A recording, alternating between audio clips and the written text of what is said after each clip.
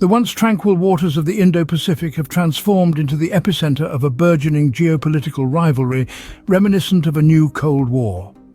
The serene expanse of the Pacific Ocean is now a chessboard for a strategic rivalry between two global superpowers, the United States and China. As the dust settles from the tensions of the old Cold War era, a new standoff casts a long shadow over the region. Here, the arc of encirclement takes center stage. Think of it as a military cordon, primarily composed of American bases, encircling China and stretching across the South China Sea. This arc, encompassing strategic points within an average distance of 845 miles from the Chinese mainland, signals a shifting balance of power. It's a new kind of Cold War, one that's focused not on land but on the high seas. As the chess pieces move, the stakes rise on this grand oceanic board. But how did we get here? The roots of this rivalry run deep. To understand the underpinnings of this modern standoff, we must journey back to the mid-20th century. It was the 1940s, a time of global upheaval when the Chinese Revolution redefined the East's political landscape. Mao's Red Army rose to power, establishing the People's Republic of China and setting the stage for a clash of ideologies with the West. This ideological duel wasn't confined to mere words or diplomatic posturing. It spilled over into the Korean War, a proxy conflict that saw the United States and China face off in a bitter struggle that solidified their rivalry. From there, the chessboard expanded, with both nations seeking global influence through alliances, economic strategies, and military might. As the decades rolled on, territorial disputes added fuel to this simmering tension. Islands in the South China Sea became geopolitical hotspots, with both nations staking claims and flexing their military muscles. The Strait of Taiwan in particular emerged as a symbolic flashpoint, a tangible representation of China's territorial ambitions and America's commitment to its regional allies. Now, as we stand on the brink of a new era, these historical echoes reverberate across the Indo-Pacific. The chessboard has shifted, but the game remains the same. The players? Two global superpowers, their eyes locked in a strategic rivalry that has the potential to shape the world's future. History, it seems, has a way of repeating itself, only this time the stage is the Indo-Pacific. In this high-stakes dance, every step matters. Like dancers on a global stage, the United States and China maneuver, their every move a statement of power and intent, each position a strategic choice in the unfolding drama of the new Cold War. Our first point of interest is Guam, a small island making a big impact. The Andersen Air Force Base, a cornerstone of US power projection in the Pacific, stands as a bold statement to China, a reminder of American military might within striking distance of the mainland. Moving on, we find ourselves in Japan, home to numerous US bases. Here, the dance gets intricate, a delicate tango of diplomacy and power politics.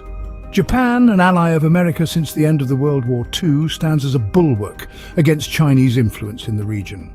Next, we step into South Korea, another crucial ally in this strategic ballet. Its proximity to China and its relationship with the US make it a valuable piece on the chessboard, a pivot upon which the balance of power could turn. Our dance takes us further south to the Philippines.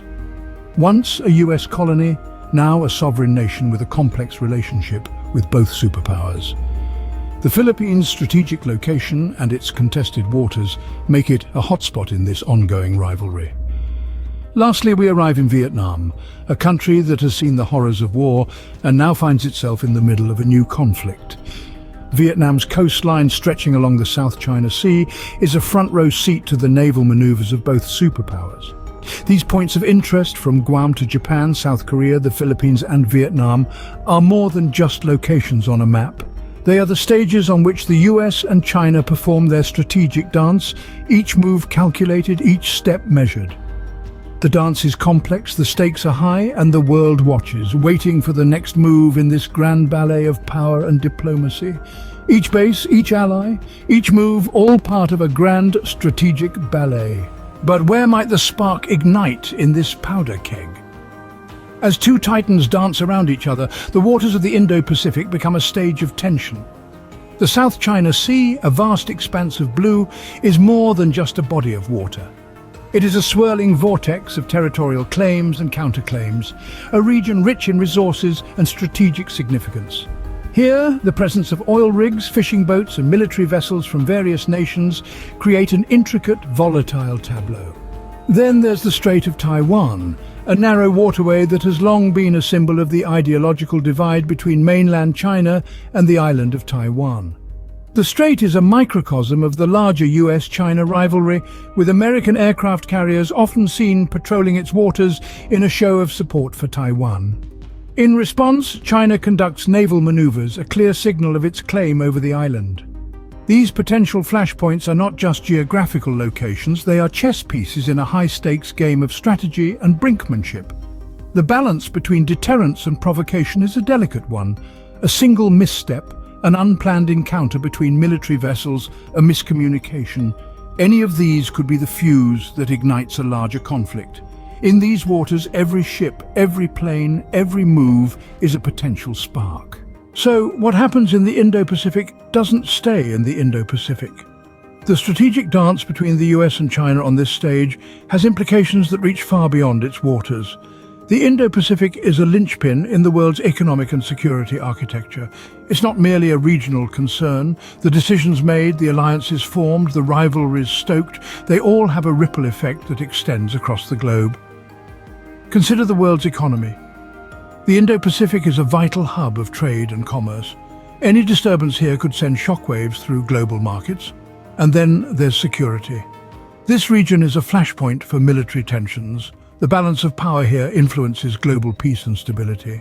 The outcome of this new Cold War, this chess game unfolding across the vast expanse of the Indo-Pacific, could define the geopolitical landscape of the 21st century. Thank you for following us, and take the opportunity to subscribe to the channel and watch our next investigative video.